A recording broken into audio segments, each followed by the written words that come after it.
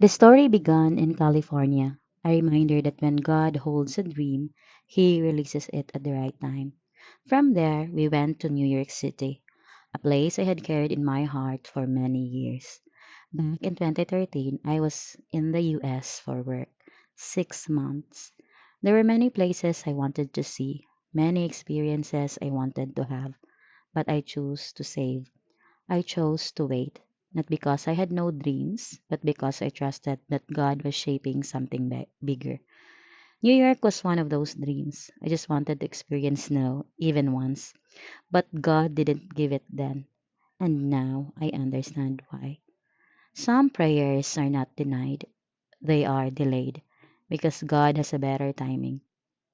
Fast forward to 2025, I never thought I would return to the US. I thought that chapter was already closed. But in just 2 weeks, I visited more places than I did in 2013. Not because I'm more capable now, but because God opened the doors.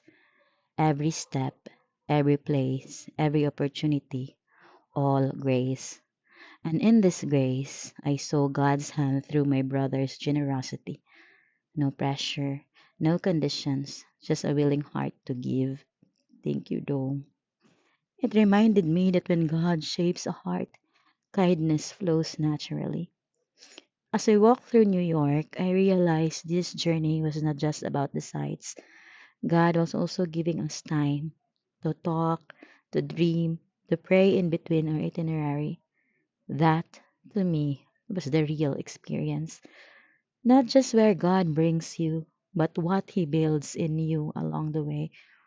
If there is one clear testimony of God's faithfulness in our lives, it is our mother, Mama Sipin. A single mom whom God used to raise us the right way. I didn't understand it then, but now I do. We were not raised with abundance, but we were raised with gratitude. Not raised perfect, but raised with reverence for God. That is why we did not grow up demanding from the world. When there is blessing, we give. When there is blessing, we praise. This 2025 trip is just the three of us for now, me, my brother, and my cousin. But it is also a prayer. Prayer that one day God will gather more of us together, that future trips will include more family, healed relationships, and shared dreams.